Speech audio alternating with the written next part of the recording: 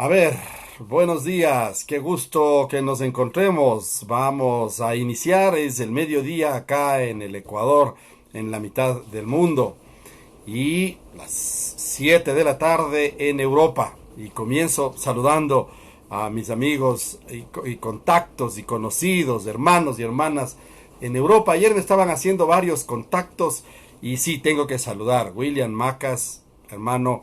Gracias por el contacto. Me cuentan que yo no veo mucho contactos en las redes, en mis redes, porque obviamente son las que interactúan conmigo.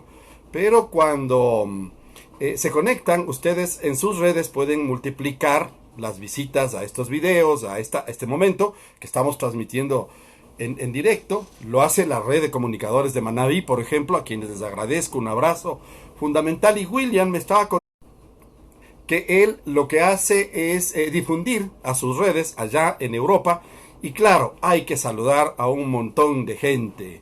William me decía que son muchos los ecuatorianos que, y bueno, no solo ecuatorianos, sino de todos lados en Europa que se están conectando para conversar, para hacer este trabajo de conversar con estos temas que estamos haciendo ahora en este encierro mundial. Así es que sí, responsablemente, William, un abrazo a todos tus contactos y tus amigos. Qué bueno que estemos conectados. Yo haciendo, como dije en principio, este es un trabajo para ustedes, particularmente para migrantes, para quienes están allá, porque es más valioso, más sensible, más sentimental recordar a la patria cuando se está lejos, y más en estas circunstancias. Sí, aquí también, y hay muchos datos que nos hacen sentir, cuestionar la política, los políticos, las acciones, las decisiones, pero así vamos formando las naciones, así vamos formando las sociedades, y esto nos da identidad. Y nosotros, los ecuatorianos, a pesar de las vicisitudes, somos de los países que mayor identidad nacional tenemos, que tal vez no la difundimos tanto como los mexicanos o los gringos en Estados Unidos, posiblemente, pero entre los ecuatorianos en Sudamérica tenemos una identidad muy definida. Sí, se nos identifica. Brian Carrión, qué gusto. Siempre recomiendo entrar en las redes del pintor lojano Brian Carrión. Miren ustedes el trabajo de Brian. Es una proyección de un pintor joven muy bien preparado. Bueno, la idea es que, a ver, voy a primero por los saludos. Rosita Ponce, Rosa, vinculada a la cultura, vinculada a la educación, nos conocíamos desde antes. Quedó viuda de un gran amigo nuestro, un gran artista, y ojalá podamos hablar algún momentito de Juan Diego. Qué maravilla. Una enfermedad se nos llevó. Hay varios artistas que hemos perdido en estos días. Muchos pueden ser por el virus otros por otras causas. Un rockero, un joven rockero, que se hace trabajo aquí en Quito, en Guayaquil, periodistas, políticos. Vaya, es grave, muy grave. Rosa me dijo que estás siguiendo esto en diferido. Perfecto, saludos en La Pampa, ahí en el norte de Quito. Qué bueno que estemos conectados, ya saben, ¿no? Yo quería hacer también un recuerdo de mi amigo, compañero, camarada Giovanni Goyes. Giovanni me escribió ayer así como que no nos conociéramos. Hola Edison, aquí el Edison Benítez, sí, lo que pasa es que estaba faltando el enlace, se desconectó. Empecé ya a hacer la transmisión y a promocionarle unos minutos antes, pero se desconectó. Tuve que cambiarme a red de datos del propio teléfono para poder transmitir, es decir, es más fiel, es una computadora, el internet de casa, pero vaya, hay varios trabajos. Ya, ¿para qué nos quejamos? Ya no sigamos con el mismo tema. Giovanni Goyes era el presidente del colegio estudiantil del colegio Benito Juárez en el sur, que en las jornadas de abril del 78, en esas jornadas de las que hablamos, que no solo fueron abril del 78, el Benito Juárez hizo famoso. Era un colegio, pero que llamaba la atención, ubicado en el corazón del sur, en la Magdalena, en el corazón del sur, y claro, la gente del sur, de ese lado del sur occidente de Quito, es quien iba a ese colegio. Ahí estuvo Giovanni, ahí estuvo también Washington Yepes de Radio Pichincha Universal, y nos conocimos, ¿no? Y nos conocimos. Yo no recuerdo a Giovanni haberle visto, porque claro, nuestros trabajos eran distintos, y por ser parte de un grupo que tenía que tener cuidado con la identidad porque había infiltrados, yo no me recuerdo haberle visto. Hola, ahí Nassim Flores, qué bien, está desde Boston, qué bueno, desde Boston, qué maravilla, Nassim. Estaba recordando los libros que me citaste ayer. Nassim es muy conocedor, es paisano de la provincia de Limbabura, es muy conocedor de la cultura musical de la provincia de Limbabura. Su esposa, yo quisiera que ustedes le sigan en las redes sociales, porque el conocimiento que tienen sobre la cultura musical de los pueblos ancestrales, de los pueblos de la nación quichua en el Imbabura, ubicados en el Imbabura, es muy rica y muy conocedores. Hacen música, bueno, componen poesía. Bueno, vienen también de una familia de creadores y de creativos. Bueno, Rosa, cumplo de corazón, gracias en lo que pueda ayudarte. Si esta es parte de salir un poco del tedio, del encierro, y de cuidarnos, más que el encierro, de cuidarnos, pues aquí estoy. Mientras haya tiempo, mientras hayan las posibilidades, mientras el trabajo nos permita también cumplir con estas actividades, aquí estaré. Como les dije en algún momento, si no, tendré que hacer también en diferido, pero a ver si seguimos cumpliendo. Me han propuesto temas. Rosa, por ejemplo, me propone Milton Reyes. Sí, a mí me encantaría hacer varios dirigentes universitarios que forjaron la identidad de esa lucha, de esa vinculación de la universidad, del alma mater, de la gloriosa, en el tiempo y en el espacio, de la Universidad Central con la actividad política y los problemas sociales. Ahora alejada la academia, alejada la universidad, la preeminencia de una universidad privada que tiene más objetivos respecto de la formación para la producción, para el dinero, ha hecho que la ciudadanía se sienta alejada, no se siente identificada con los planes y programas y proyectos universitarios. Por eso es que el CENESID, en la Ley de Educación Superior, hace años que se hizo, se tuvo que poner, Sonia Enríquez, desde México, así es, se tuvo que poner una disposición que se llama vinculación con la sociedad. Eso obliga que todas las universidades públicas y privadas tienen que hacer actividades que se vinculen con los entornos o con actividades que vinculen a la ciudadanía. Así es. En la central no había necesidad, porque éramos parte de la sociedad, de los barrios populares, de la dirigencia. Ahí se formaron políticos. Además, como era la única universidad, hasta hace 50 y pico de años que entró la Universidad Católica, la Universidad Central era el eje de formación. Y ciertas facultades, por ejemplo, como las de periodismo, hasta los años 80, por ejemplo, era la única en Quito que formaba periodistas. De hecho, las estrellitas de televisión de aquel entonces, cuando yo fui estudiante con varios de ustedes, amigos, colegas y compañeros, eran nuestros compañeros. No voy a decir nombres, pero ahí estaban los famosos, venían a clases luego de los programas y de cubrir las noticias en la calle. Los famosos de televisión. Luego, claro, ya llegaron las universidades privadas y crearon sus propias. Entiendo que hay 12 facultades de comunicación social en Quito, incluidas las de universidades de garage. De esas ya se fueron eliminando algunas, supongo que habrá bajado el número. Lo que cambió es el pensum, porque una cosa es comunicación social y otra es periodismo y otra es marketing comunicacional, marketing empresarial, que es ahora las especialidades que tienen los comunicadores. Bien, qué bueno. Sí. Quiero yo, Rodrigo Ponce está presente permanentemente, a Raúl Camoneiro en Bélgica también, un saludo allá en Bélgica. Ya saludé con Giovanni Goyes, un abogado de trayectoria en Quito, también vinculado al sector político, a la parte política, pero también ha sido parte de Manolo Tufiño desde San Antonio de Pichincha. Qué bien, hombre. Qué bueno que estés presente con nosotros. Estaba cayendo en cuenta que me dijiste que Luis Tufiño era tu bisabuelo. Sí, ojalá algún momento podamos conversar de la vida de Luis Tufiño, porque les estaba diciendo los temas. Me han propuesto, por ejemplo, esto que me gustaría hablar de esa vinculación de la actividad de los líderes, porque no solo habían estudiantes que influían en las actividades, los rectores de la Universidad Central eran unas eminencias. Chuta, Manuel Agustín Aguirre, bueno, Isidro Ayora.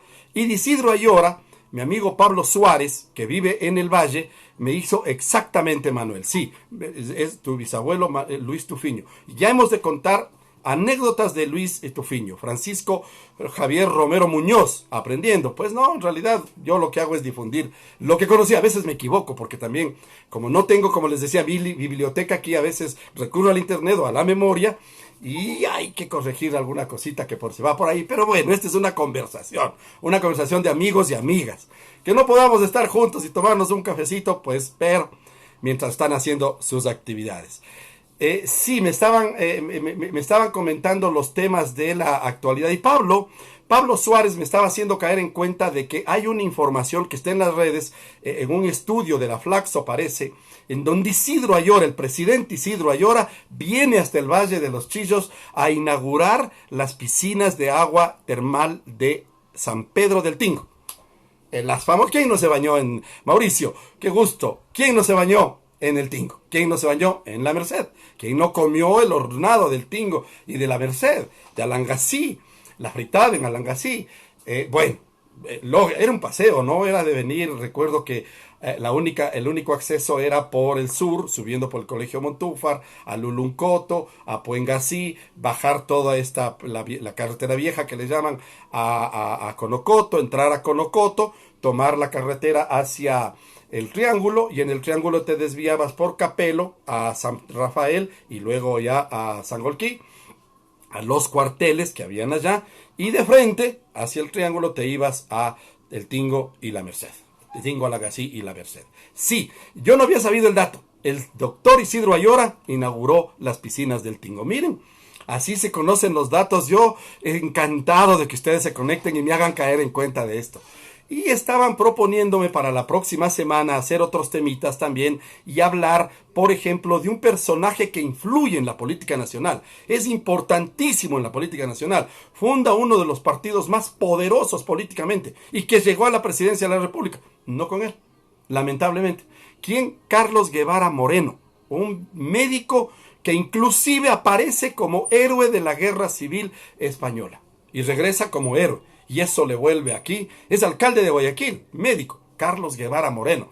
Y me recordaba porque tiene una frase que siempre me llamó la atención. La próxima semana podemos hacer, por ejemplo, una cita con Carlos Guevara Moreno. Porque alguna vez le leí que una vez le preguntaron, radical el hombre, no era de izquierda, pero era un hombre radical en sus principios. Y dijo alguna vez, mire señor, los problemas del Ecuador se solucionan con algunos funerales de lujo. Todo lo que concibe esa frase. Lo que él decía es, el problema son los ricos. Milton Reyes, así es. Me está pidiendo Nassim, sí, el padre de Nassim, Juan Flores Ruales. Ha contado algunas anécdotas de Milton Reyes. Sí, sería interesante que un día hacer el programa. Sí. De hecho, te contaba que Hugo Cifuentes, claro.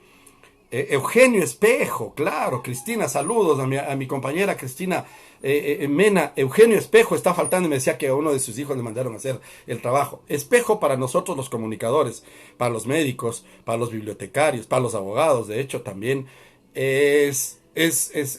no voy a ser grosero diciéndole que es, digamos, un ídolo, no. Es la guía académica, la luz profesional para nosotros. Es decir, por eso nos hemos peleado. El día en que celebramos el Día del Periodista, el Día del Médico, están vinculados con acciones de él. Ya habíamos hablado un poquito de Mejía, cuando de Mejía hablábamos de Espejo y de Manuela. Sí, de Espejo hay que hacer una semana, porque es un hombre que despierta, y se ha escrito sobre él bastante bien. No ha sido denigrado como sí fue en vida. Porque de los testimonios que él tiene un relato que le calificaron de vanidoso. Él se describe él mismo. En algún momento en Radio Pichincha Universal, hicimos una improvisación, así de audaces éramos. hicimos un radioteatro en vivo. Y Edwin Coral, que es el productor de Radio Pichincha Universal, hizo la voz de Eugenio Espejo. Y los periodistas del colectivo Espejo Libertario le entrevistamos a Eugenio Espejo. Pero Eugenio Espejo no se inventaba las respuestas. Lo que hice es tomar de textos de él y hacerles la pregunta. Entonces, claro, él dice, yo soy un hombre no muy alto, de esto, y me gusta esto, este otro. ¿Y a usted qué le agrada va a hacer? ¿Y cómo se ha formado? Y respondía, fue un éxito realmente, es decir, hicimos aparecer a Espejo y claro, también le hicimos un homenaje y le decíamos, bueno, ahora que estamos en el futuro, ¿sí se da cuenta cómo le adora esta nación? ¿Ha visto cómo? Claro, y Espejo, el Edwin Coral, se sorprendía, ¿no? Y dice, caramba, sí, el Edwin tiene mucha experiencia en hacer radioteatro. Ojalá podamos en algún momento hacer radioteatro también desde aquí, ¿no? De hecho, como les digo, esa vez dos veces hicimos con la dirección de Lucho Supliguicha. Eso sí hay que aclarar, Lucho es un actor de carrera, comunicador social de profesión también, pero más le llama el teatro, ¿no? Yo le conocí siendo teatrero del H-Clam, del Clam, ya está de más, del Clam, de que era el colegio Luis Andrade Marín, en donde había un grupo de teatro muy bueno, en el que estaba Lucho Supliguicha, David Rambay también. Entonces, sí, ahí, y les conocí, yo te recuerdo, Lucho, que te conocí en una obra que hicieron no recuerdo la obra, fui a muchas en el Prometeo, porque el Prometeo llamaba la atención el hecho de que era el primer teatro en el Ecuador redondo, ¿no? Entonces, el escenario está en el medio y todo el público está alrededor, entonces los artistas entran, los actores o los músicos también entran por los lados y te sorprende el momento que entran, como un coliseo romano, no me imaginaba, así ha de haber sido en los tiempos de los romanos, las presentaciones en las ágoras, pues sí, en el ágora. Así es que bien, me he pasado unos minutos saludando a todos ustedes y quiero insistir, esto se difunde por otras redes también y claro, a veces yo no veo porque como no estamos conectados, no somos amigos en redes, pues no puedo saludarles, pero me mandan las relaciones porque entiendo que esto se multiplica. Ustedes tienen sus amigos tienen sus amigos, así me están diciendo, ya está aquí Fabián, qué bien, qué bueno Fabián que estés conectado. La idea es esa, ¿no? Entonces, claro, hay que saludar, sí, saludémonos, abracémonos a la distancia, qué bueno que podamos hacer. Osvaldo Guayasamín, ese es el tema que les proponía ahora. Pero yo lo que quiero contar de Osvaldo son algunas actividades, fundamentalmente porque Osvaldo Guayasamín marca una ruptura en la plástica ecuatoriana. No es que no había, Mayra, qué gusto, Mayra Villasís y Fabián Cajas, que siempre está presente con nosotros, de los voceros comunitarios de Quito, a través del enlace de la página de donde yo estoy saliendo, porque esto garantiza pues un trabajo mucho más profesional y una plataforma, no es realidad, es una plataforma. Osvaldo Guayasamín marca una diferencia porque su vida, su trayectoria, va marcando también un antes y un después de la plástica, particularmente por los estilos. A pesar de que los estilos devienen de otros, evidentemente, cuando tuve la posibilidad de conocer en Toledo al Greco, en una exhibición que se hacía del Greco en el Museo del Prado, en Madrid, el curador de la exposición, de la exhibición del Greco, definía que el cubismo, mucho del impresionismo, varias escuelas de la plástica nacieron del Greco. Él alarga las figuras, el Greco pintaba mucho figura, lo que había, lo que ordenaba la iglesia, que era la que dominaba todo, la educación, la plástica, todo, la política, la economía. Y entonces el Greco lo que hace es alargar las figuras de Jesús, de la Virgen, de los apóstoles. Alarga las figuras y de ahí empiezan a hacer. Y de hecho un homenaje le hace Osvaldo Guayasamín. Ustedes pueden comprar una reproducción en $10 en cualquiera de los almacenes de la Fundación Guayasamín. El Osvaldo pinta la casa del Greco en Toledo, pintado por Guayasamín. Yo tengo una reproducción de $10 que compré en algún momento. Creo que en la misma Capilla del Hombre, o sea, maravillas, eso es lo que quería yo contar, porque además, muy polémica la vida de Osvaldo Guayasamín, la vida y la política, porque Osvaldo se declara un indígena de izquierda, un artista, pintor, plástico de izquierda, indígena de izquierda, aunque en realidad nunca se afilió a partido político alguno, apoyó a algunos, no a toda la izquierda, apoyó a la izquierda democrática, por ejemplo, era muy cercano a Rodrigo Borja y a sus cercanos, porque evidentemente su yerno es Alfredo Vera Arrata, el Cachito, que llegó a ser ministro de Rodrigo Borja, y siempre actuando. Pero el Cachito él sí viene de una militancia de izquierda, él viene de una militancia, él fue protagonista desde la gloriosa, el Cacho Vera, todavía está vivo, el Cachito está en silla de ruedas, tiene una afección que desde joven, igual que Joaquín Gallegos Lara, le afectó la poliomielitis, pero últimamente le entrevisté algún momento por la radio, pues el Cachito está activo todavía y todavía conversamos en esta red, en WhatsApp nos comunicamos todavía. Entonces la idea es que cuando Osvaldo Guayasamín irrumpe en la plástica, irrumpe rompiendo los esquemas, afinando ese dibujo artístico que se hacía muy natural, muy del retrato idéntico de la fotografía que se quería hacer para aprender de la habilidad del artista, y él empieza a hacer formas. En principio comienza pintando sin ángulos. Después él dice, él mismo explica en el cambio que hace de su línea. Él dice: luego lo que voy haciendo es ángulos, como es la serranía. Voy rompiendo las curvas para ir haciendo picos, para ir haciendo aristas, que es como es la sociedad, que es como somos nosotros. Y cuando salgo de mi casa, en todos los lados que ha vivido, su padre era de aquí, cerquita de Sangolquí, él también vivió algunos años en Sangolquí, la familia de Osvaldo Guayasamín, la familia de Osvaldo Guayasamín vive en Sangolquí, y la familia materna vivía en La Tola. De hecho, hasta ahora, no sé si pero está en la casa, hay una tiendita que se llama la tienda de la familia Calero, que también su madre tenía una tienda en La Tola, en la calle de los Ríos, la famosa de La Tola. Y de ahí el Osvaldo se iba a clases en la escuela, le ayudaba a su mamá muy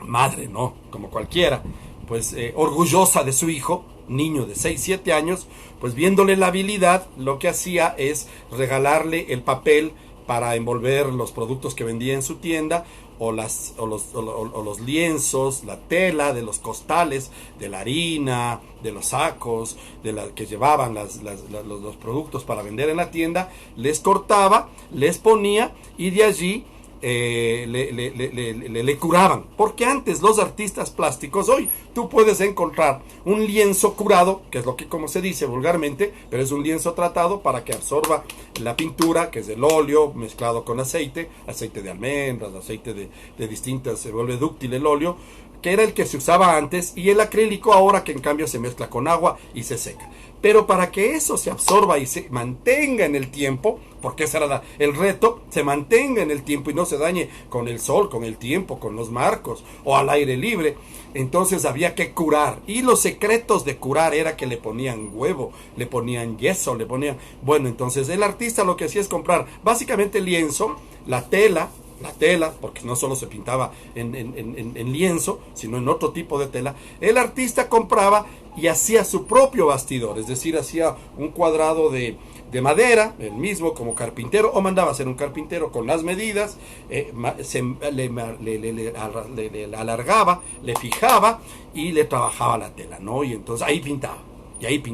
Todo esto hacían ellos, ahora ya no. Hay algunos que todavía hacen, conozco amigos, artistas que todavía curan sus propios lienzos, eso es una maravilla, pero ya no vale mucho, porque tal vez de la misma calidad tienes ya trabajos hechos industrialmente, ¿no? Entonces tú te vas ahora a cualquiera de las tiendas, en las papelerías, hay ya secciones donde tienes, en cualquier papelería donde tienes materiales artísticos, y te compras lienzos ya armados en bastidor, inclusive ya con marco. Inclusive puedes comprar, para los que no sabemos dibujar ni pintar, pero queremos hacer algún ensayito, ya te viene con el diseño del dibujo previo, del boceto, en una tinta transparente, que el momento que le pasas el pincel se borra y parece que sería un dibujo tuyo. Pues ya ahora es más fácil, pero el arte es el arte, el creador es el creador, el que crea es el que crea. Y así comienza la vida artística de Osvaldo Guayasamín. ¿Qué es lo que hacía Osvaldo? De lo que él mismo cuenta, ¿no? Sí hay una frase que dice: yo lloraba por no tener zapatos hasta que conocí a alguien que no tenía pies. Esa es una frase que está en la Capilla del Hombre, en una de la parte de abajo, que es estremecedora, pero en una entrevista que le hice yo a Osvaldo, a mí lo que me llevó a las lágrimas con él fue esa pasión que ponía para explicar, porque en algún libro que yo tengo escrito, tengo en digital, la descripción del mural de Osvaldo Guayasamín en el Salón de Sesiones del Congreso Nacional. Ahí le conocí hace 31 años, ahí le conocí a Pavel Ewes también, ahí le conocí a Carrasco. 8 asistentes le ayudaron a trabajar, pero los asistentes de la pintura trabajaban en la casa de Osvaldo en Bellavista. Él en el Congreso no pintó nunca nada, él llevó solo a armar. En el Congreso lo que trabajaron fueron hombres para armar la estructura y luego colocar los cuadros. Los cuadros vinieron pintados, él pintó todo en su casa. Pero en la fundación, si ustedes quieren, les hacen... le volvió videos y fotos del trabajo que hace. Ahí está pintando a Alfaro con sus cananas y todo. Pero yo no quiero concentrarme porque ya hablé del mural de Guayasamín, ya hablé del Palacio Legislativo. En el Osvaldo de las décadas del 30, 40 y 50, cuando conoce a los muralistas mexicanos, cuando conoce a Picasso, cuando empieza a hacer esa ruptura de la estructura de la que se habían forjado, venía el arte muy controlado, el arte religioso en el que todo el mundo pintaba paisajes, rostros, y mucha de la pintura eran santos, escenas. De hecho, Guayasamín también tiene un descendimiento, un cuadro. Los artistas del mundo les ha llamado mucho por la sensibilidad, las facciones de la sensibilidad, el descendimiento de la cruz de Jesucristo, ¿no?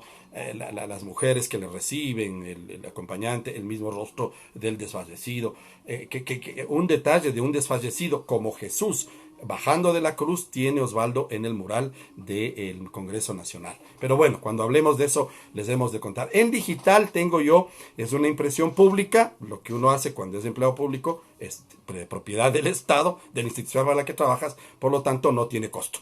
Entonces esa descripción del mural está allí. Pero ahí no tengo espacio para hablar de esto que Osvaldo estaba hablando. Entonces, mucha de la práctica de Osvaldo Guayasamín es formación. Y de hecho, siendo un muy hábil dibujante, lo que hace este niño de 6, 7, 8, 9, 10 años, mientras va creciendo, es tomar papelitos, carboncillo, carbón, papel, un lápiz, en el caso de que se podía conseguir un lápiz por la pobreza. Sí, me dicen que es verdad, él trasladó ese sufrimiento de la pobreza a sus obras, ¿no? Y él decía, yo pinto para lastimar, yo no puedo pintar mentiras, yo no puedo pintar bellezas y veleidades que no he vivido, yo he sufrido. Y les decía que en la entrevista que me hizo estremecer hasta las lágrimas, decía, no sabes tú que un indio no llega a comerse ni una libra de carne al año.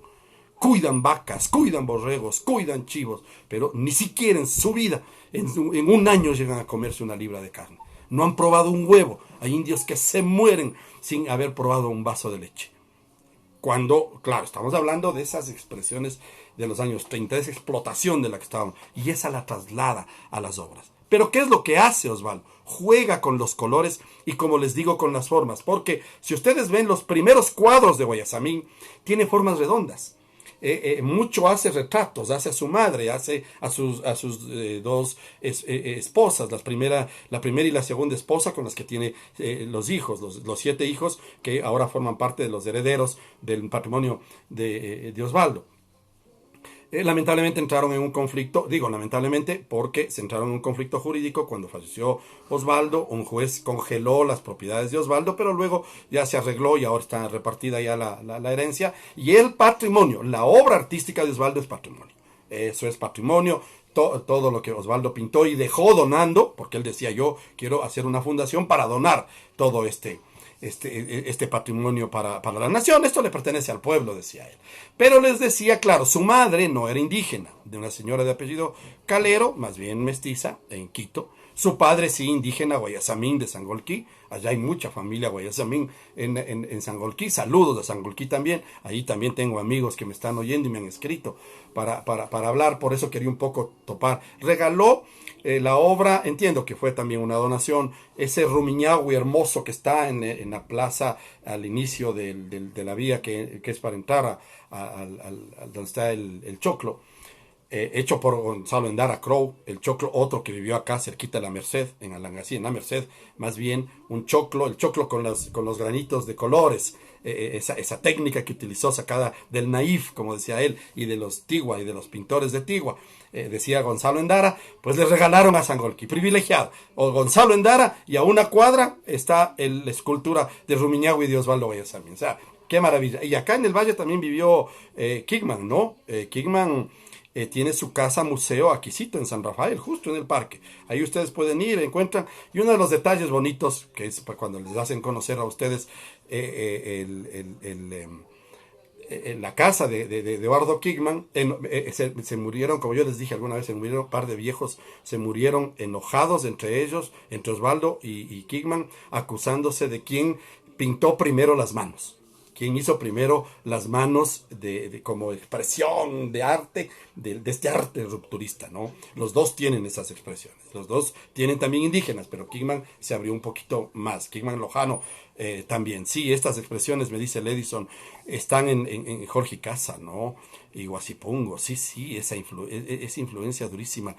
Por eso es que quería hablar, Edison, porque en los años 30, como yo dije en algún momento, me parece que es la época de oro del arte nacional, de la literatura, de la música, de la plástica, de la poesía, porque se vuelve el indigenismo el tema de expresión. Gabriel García Márquez decía en algún momento en la entrevista, ¿y usted por qué? ¿Cómo llega a escribir esto? Es que si yo no tengo un pueblo que me cuente lo que ha vivido, no tengo que escribir.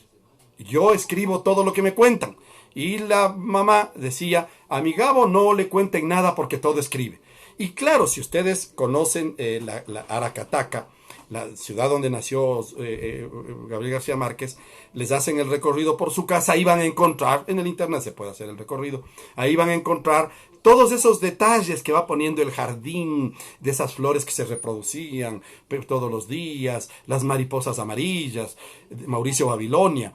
Todos esos detalles salen de su casa, de su entorno, de Aracataca, del pantano, de las plantaciones de banano, de todo eso. Claro, hay que vivir, ¿no? Hay que vivir y conocer, y de ahí sale. Y del indigenismo sale esto. Y hoy me centraba, porque hay que hablar también de Jorge Carrera Andrade, nuestro primer candidato creo que primero y único, candidato a Nobel de Literatura. Solo Jorge Carrera Andrade. A candidatos a la paz hemos tenido algunos, candidatos a premios de la paz hemos tenido algunos. Inclusive en grupo hay un ecuatoriano que recibió la notificación de ser parte del equipo que trabajó con alguna fundación en el tema de desminado y hay algún otro que también recibió su notificación por participar con una de las universidades que terminaron siendo las protagonistas del descubrimiento de una de las partículas elementales de la materia y que recibió el premio Nobel. Pero eso es un premio colectivo, digamos, a la universidad y a sus colaboradores. Y como un detalle les hacen llegar a sus estudiantes, a sus trabajadores, a sus colaboradores, a sus científicos, les hacen llegar una extensión de ese premio. Carrera Andrade, el famoso poema ese que estremece de César Dávila, donde estremece con la expresión de las mitas, ¿no? De la explotación. Bueno, sí, Sonia Enríquez Arellano me dice que fue asistente del mexicano José Clemente Orozco. Así es. Lo que pasa es que Osvaldo, y por eso quería contar, al igual que varios artistas del mundo, y entre ellos el propio Diego Rivera, son llamados la atención y más bien vinculados a Nelson Rockefeller, el famoso millonario en Estados Unidos, político también, influyente, uno de los que tenían una influencia fundamental. Lo que hace es comprarles las obras y decirles, a ver, para pagarles a ustedes, vengan y aquí a mi casa en Nueva York, les hago pasear, les pago todo y luego pintan también para mí. Esto hace con Rivera, hace con Guayasamín y con otros. Guayasamín, cuando recibe el dinero, dice, recibí un costal de plata y no sabía qué hacer con eso. Yo de la pintura muy poquito había vivido, entonces realmente joven, cuando recibí el dinero decidí, bueno, ¿y qué voy a hacer? Me voy a dedicar a viajar. Y lo primero que me llamó la atención, dice, es hacer una parada en México y quedarme en México. Y se queda 3 meses. Logra hacer una gran amistad con Orozco y Orozco le dice, quédese en el taller, quédese conmigo en mi casa, aquí en el taller. Pero le conoce a Rivera, le conoce a Alfaro Siqueiros y aprende. O sea, Guayasamín se forma con el muralismo mexicano, que es quizás uno de los puntales del muralismo mundial, porque además aprende técnicas. Esto cuenta el Pavel Lewes, que era el asistente de Osvaldo en el mural de Guayasamín. El Pavel cuenta que Orozco estaba diseñando una técnica de acrílico duradero, porque ellos ya lo habían hecho. Les contaba en algún momento, quienes están en México, quienes conocen México, que los murales de los muralistas mexicanos están al aire libre y soportan agua, luz, gases, balazos, bueno, las agresiones que han habido, y soportan, se les restaura permanentemente. Entonces México está plagado, para decirlo vulgarmente, de murales por todo lado.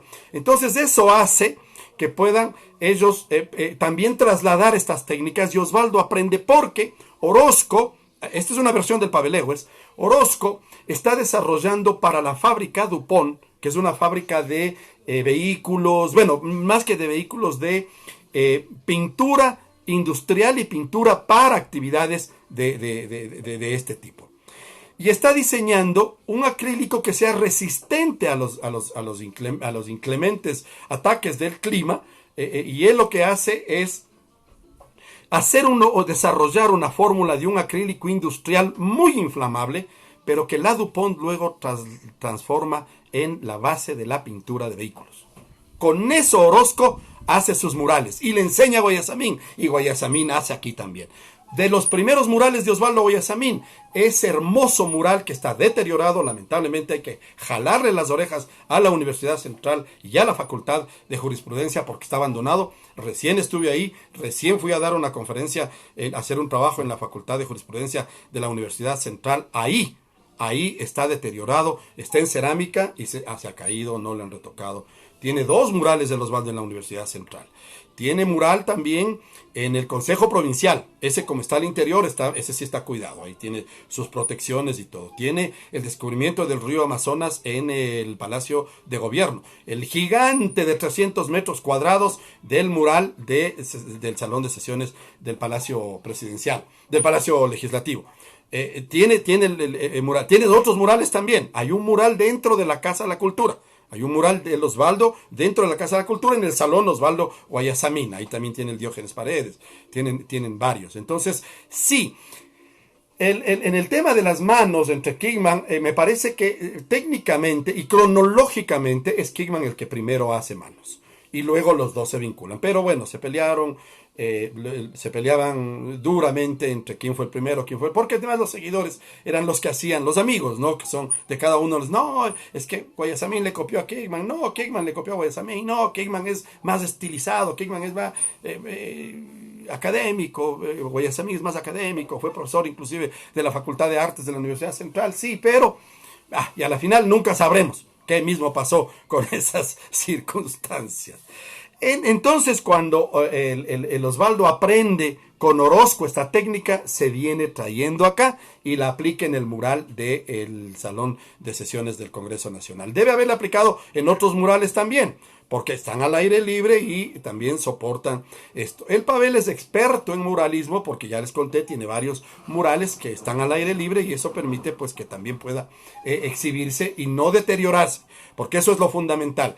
El grave problema es que, por ejemplo, hace 500 años Da Vinci pintó esos hermosísimos cuadros, por ejemplo, y se deterioran. La Última Cena, por ejemplo, que se deterioran. Hay que retocar, sí, pero esas intervenciones, uy. Hay una famosa intervención, recuerdan, que le paga a un cura para restaurar un cuadro que tiene como 300 años de antigüedad a una vecina, y la vecina hace un monstruo que fue noticia mundial, la restauración, y esa iglesia en un barrio de Madrid se convirtió en sitio turístico mundial para ir a ver la barbaridad que había hecho la señora con una restauración de una obra de arte. Ahora, todo esto va modificando el arte plástico en el Ecuador. Hay artistas muy buenos, que vienen ya con la generación de Osvaldo Guayasamín, Tábara, bueno, voy a citar a algunos, Camilo Egas, por ejemplo. El color de Camilo Egas se me parece mucho a Sorolla en España, el color que tiene ese encendido, esas figuras. Pero hay anécdotas también, hay broncas. Benjamín Carrión para 1945 crea la Casa de la Cultura, decisión de la constituyente de 1945, que habían ganado los movimientos de izquierda después de la gloriosa. Miren cómo se vincula la política con esto, y el primer presidente es el propio escritor Benjamín Carrión, y él llama a toda la playa de todas las estrellas del arte del país y forman parte, ¿no? Osvaldo llega a ser presidente también de la Casa de la Cultura, varios artistas llegan a ser presidentes de la Casa de la Cultura, y se da un empuje fundamental a todo este proceso creativo en el que entra la pintura también. Pero Osvaldo ahí va rompiendo con esta forma de ir creando las formas angulares y va haciendo los rostros más largos, más duros. Pero también hay que ver un retrato que tiene de Mercedes Sosa, por ejemplo. Hay un retrato que le emocionaba mucho de su madre, que es cuando crea la otra etapa, ya todos conocen, no me voy a meter en esa parte técnica, las tres etapas, el Huacañán, el camino del llanto, el camino de la ira y el camino de la ternura. En el de la ternura ya inclusive modifica los colores. Antes mucho va el blanco y negro y el rojo, mucho va jugando con colores duros, con colores firmes en esos rostros, pero cuando llega, ya pasados los años 80, llega la ternura, pero mezcla en realidad, también tenía retratos, ya pone mucho celeste, mucho naranja, mucho azul, mucho verde, ya colores más llamativos, colores más pasteles, y hace unos retratos hermosísimos, ¿no? Y los retratos son ya esta etapa siguiente ya de madurez de Osvaldo. Osvaldo pintó hasta el último día, para decirlo de algún modo, porque a él la enfermedad le coge en Boston, sí, coincidencia, en Boston, y allá ingresa a un hospital en donde fallece. No fumaba mucho, tomaba además. Bueno, pues son vicios que a la final todos tuvimos, y claro, cada cual sabe cómo se cuida. A unos afectan de una manera, a otros no les afecta. Conozco fumadores que siguen fumando de viejos y ni tosen. Yo dejé de fumar hace 25 años y me enfermo más seguido de los pulmones y me aterra el coronavirus. Claro, pero ya no fumo hace 25 años, pero ya algún médico me dijo, pero ya, pues ya dejaste dañada la maquinaria. Algún médico amigo cuando dejé de fumar. Eso, y con el hígado también. Entonces, claro, bueno, no nos vamos a meter en esas circunstancias. Pero Osvaldo tiene una vida muy compleja, muy complicada, que también va trasladando a esos cuadros que va haciendo, pero muy vinculada con la política y con sus amistades. Y entonces ayuda, por ejemplo, a Cuba cuando se viene el bloqueo, ese bloqueo maldito, que no permite que lleguen todas esas opciones de vida, de consumo, dirían algunos, para el pueblo cubano, y entonces pinta cuadros para que le paguen con petróleo y se mande a Cuba. Eso hace una amistad fundamental con Fidel Castro. Le pinta 4 veces, apenas gana la revolución, él se va con uno de sus amigos a Cuba, le encuentra, siendo un desconocido, le hacen ver unas obras, dice, oye, aquí está un pintor, un pintor ecuatoriano, que quiere pintarte. Le dicen a Fidel tenía que cuidarse. La CIA intentó matarle 600 veces a Fidel, y la mayoría de veces fue justo cuando apenas ganaron el proceso revolucionario, el 1 de enero de 1959, y le querían matar. Entonces, claro, para 1960, que ya estaba Fidel en el poder, dice, oye, y este señor que viene aquí, y le quiero pintar, y entonces hace la sesión, hace 4 cuadros. En el internet ustedes pueden ver la secuencia y cómo va cambiando, ¿no? El primer retrato es el hombre con el uniforme verde oliva, el hombre barbado, jóvenes los dos, evidentemente, pero ya cuando avanza en el tiempo, y le pinto otras veces, ya inclusive a pedido del propio Fidel, cuando ya va avanzando los cuadros con la edad, con las décadas, y ya se le ve un estilo, ¿no? Me parece más, el último, por ejemplo, muy el Greco. Un retrato muy del Greco, el de Guayasamín, muy del tema del Greco, para hacer uno de los retratos de Fidel Castro. Y por Guayasamín, Fidel Castro venía al Ecuador. O sea, hay que reconocer que por él vino 3 veces. La primera vino en un paso que estaba haciendo a verle a Allende, en 1970, cuando era presidente, 71, y se topa con Velasco Ibarra. Hay un encuentro, algún rato contaremos ese encuentro que es famoso, está en las redes, ese encuentro que se hace con Velasco Ibarra, y se dicen unas frases, ¿no? Yo, comandante Castro, yo admiro mucho la revolución cubana, dice en la prensa que le dijo. Y el Fidel le contestó: doctor, no la admire, usted tiene el poder político, hágala. Bueno, esas cosas, ¿no? De esos encuentros. Las otras 3 veces viene a la posesión de Rodrigo Borja, a la otra, a la de Lucio Gutiérrez y a la inauguración de la Capilla del Hombre. Lamentablemente, para la inauguración de la Capilla del Hombre, Osvaldo ya había fallecido. Allí hay un libro muy importante que quiero recomendar, que se llama 20 historias que parecen cuento, de Handel Guayasamín. Handel Guayasamín es sobrino de Osvaldo, pintor, arquitecto, también, bueno, más que pintor, músico, le encanta tocar el cajón. Le acompañó mucho, él es uno de los diseñadores, bueno, el diseñador realmente de la Capilla del Hombre, trabaja con su tío, pero me parece que para que ustedes puedan conocer la vida de Osvaldo Guayasamín contada por su sobrino, aquí está, es duro, el libro es durísimo. Pero me encanta que Handel, sin ser escritor, haya escogido ese estilo y sea duro, es descriptivo.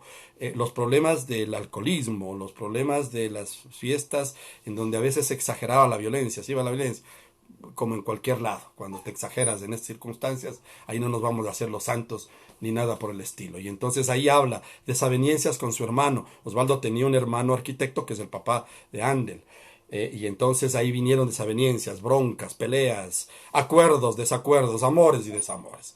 Ese libro me parece. Y hay otro libro que hay que leerlo con mucho cuidado, que es escrito por la esposa de Osvaldo Guayasamín, Luce de Perón, madre de 3 de las hijas de Osvaldo, que forman parte de las herederas, pero que no funcionan, digamos, que no trabajan, ni se conocen, ni viven juntos. Cada familia vive separada, y de hecho por eso entraron al conflicto jurídico cuando falleció Osvaldo Guayasamín.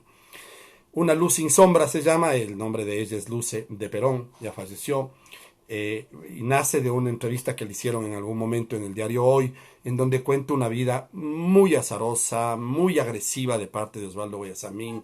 Inclusive hay ahí agresiones y cosas, y el problema, y se pelea el hecho de que yo le vinculé, ella dice, yo le vinculé con el arte, él era un desconocido, él no sabía nada, era un hombre que no tenía contactos. Bueno, hay que leerles con pinzas. Yo por eso les decía, en la parte biográfica, cada cual lea y conozca lo que tiene que hacer. Así es que, como anécdota, les cuento que yo no tenía plata, me pareció que era muy caro el libro de Luce de Perón para ese entonces.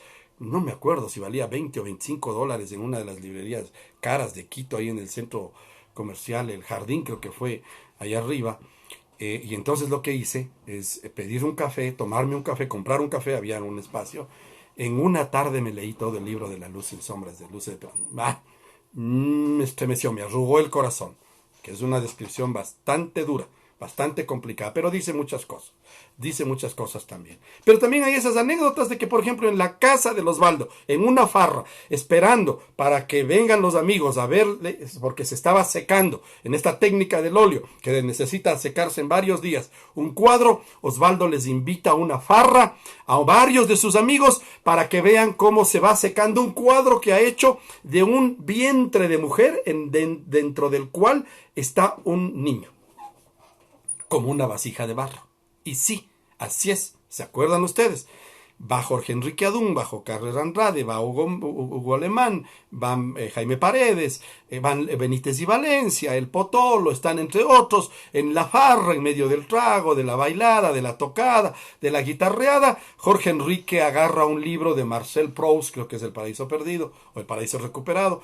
El libro les hacen ver a ustedes cuando visitan la casa de Osvaldo, ahí están los guías, a veces sí, a veces no, hay que pedirles en determinado momento, y en la contraportada les dice, a ver, hagamos ese ejercicio intelectual, cada uno que ponga una estrofa comencemos con el cuadro, y coge Jorge Enrique Adún, yo quiero que a mí me entierren como mis antepasados, en el vientre oscuro y fresco de una vasija de barro. No, Jorge Carrera Andrade. Luego va Jorge Enrique Adún. Todo esto cuenta un libro del Adrián de la Torre. Adrián de la Torre cuenta la historia de la vasija de barro. No les voy a adelantar, porque aquí tengo amigos que me van a reclamar y me van a decir, no, no cuentes todavía. Hay expertos en la vasija de barro. Y luego, cuando terminan de poner los 4 poetas, se corrigen algunas cosas, le trasladan al músico. Estaba medio dormido. Gonzalo Benítez tiene también un relato que está en el internet muy bonito, muy bonito. Gonzalo Benítez cuenta la historia de la canción, en cambio. La una es la historia del cuadro y más del poema. La otra es y este himno nacional nace así, en la casa de Osvaldo Guayasamín. Esas son las anécdotas.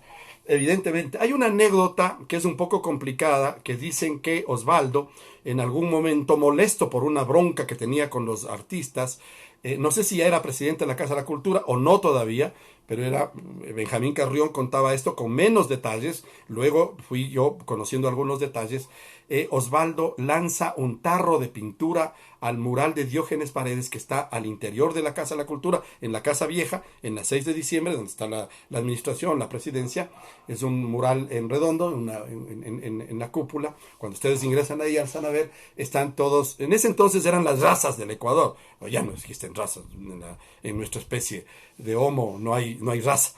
Entonces es una sola especie. Entonces allí manchó y tuvo que pagar. Dicen que Osvaldo tuvo que pagar, claro, él mismo tuvo que pagar a un restaurador que vino desde Colombia para restaurar el cuadro de él. Bueno, así eran las cosas, no solo en la política, sino también en el arte. O sea, miren ustedes todo este proceso de creatividad.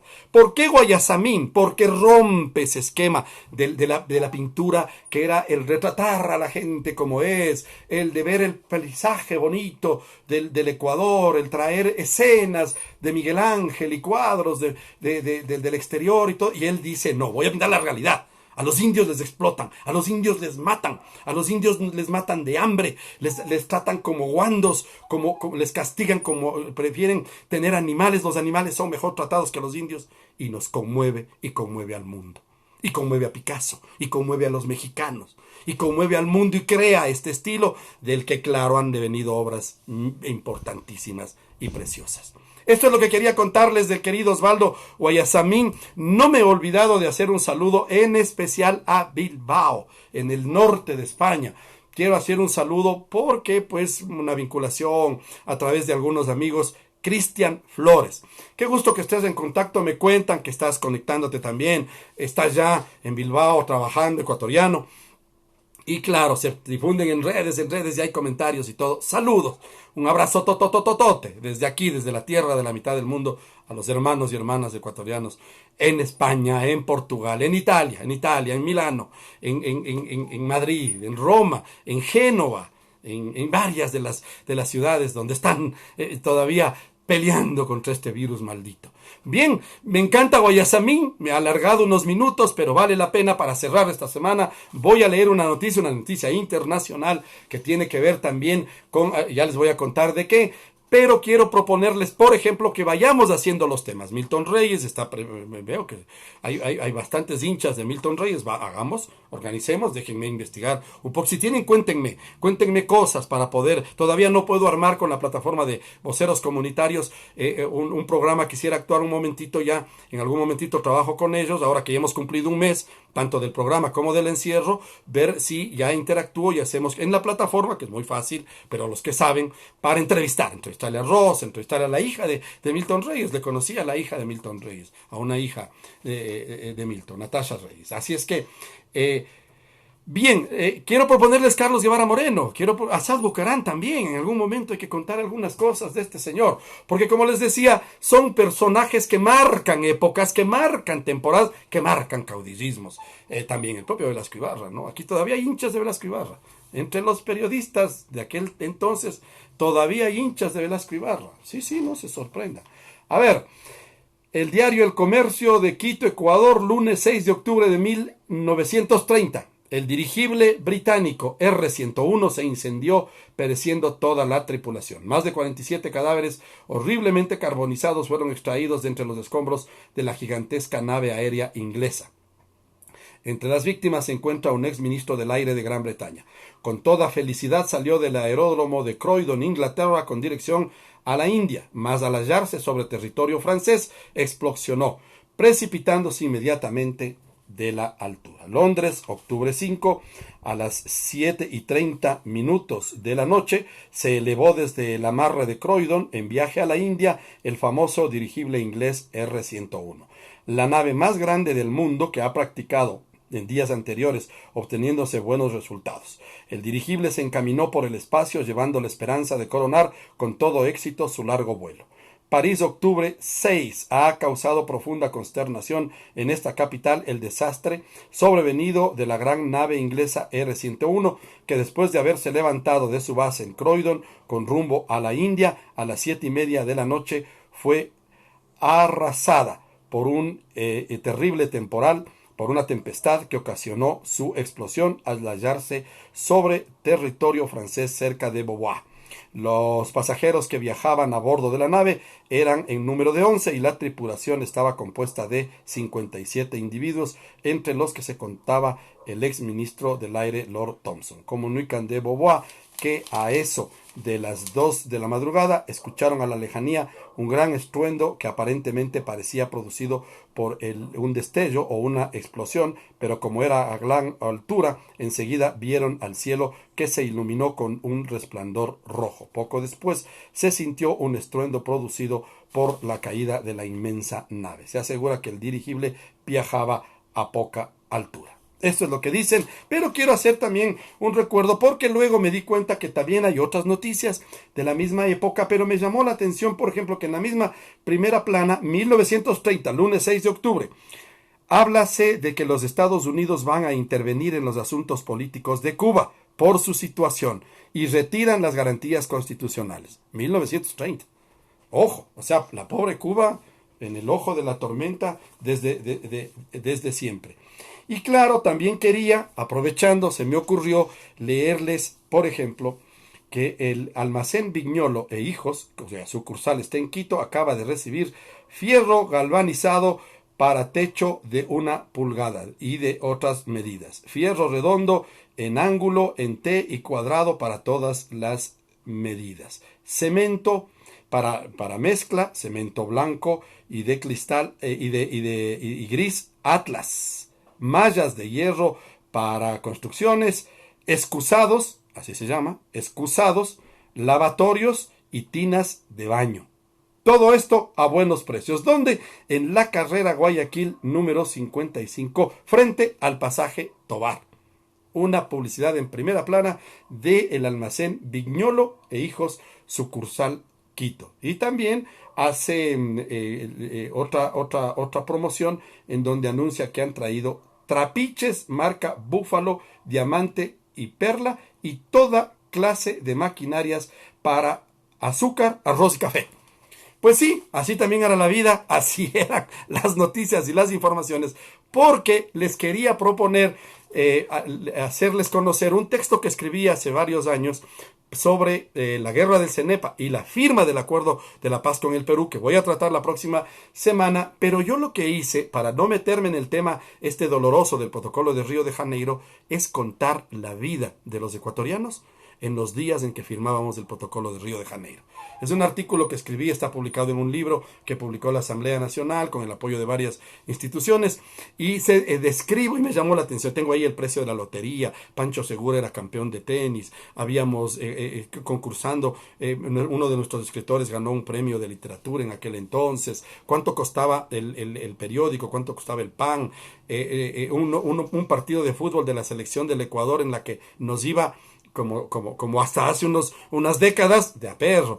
Todo eso me llamó la atención, investigué para ponerlo en el marco del protocolo de Río de Janeiro. Y viendo esto, pues me acordé y dije, voy a leer también estos anuncios comerciales de 1930. Qué gusto que hayan estado conmigo este viernes de cierre de semana. Sigamos cuidándonos, seamos responsables. Por favor, cuídense para poder vernos el próximo lunes con más temas. Así han de venir con Edison Miño, así han de asomar Shina Shamungami el lunes para tratar, ya no sé todavía en qué orden, pero ya les adelanté qué personajes y qué temas vamos a tratar la próxima semana. Saludos a todos, abrazos de corazón, cuídese por favor.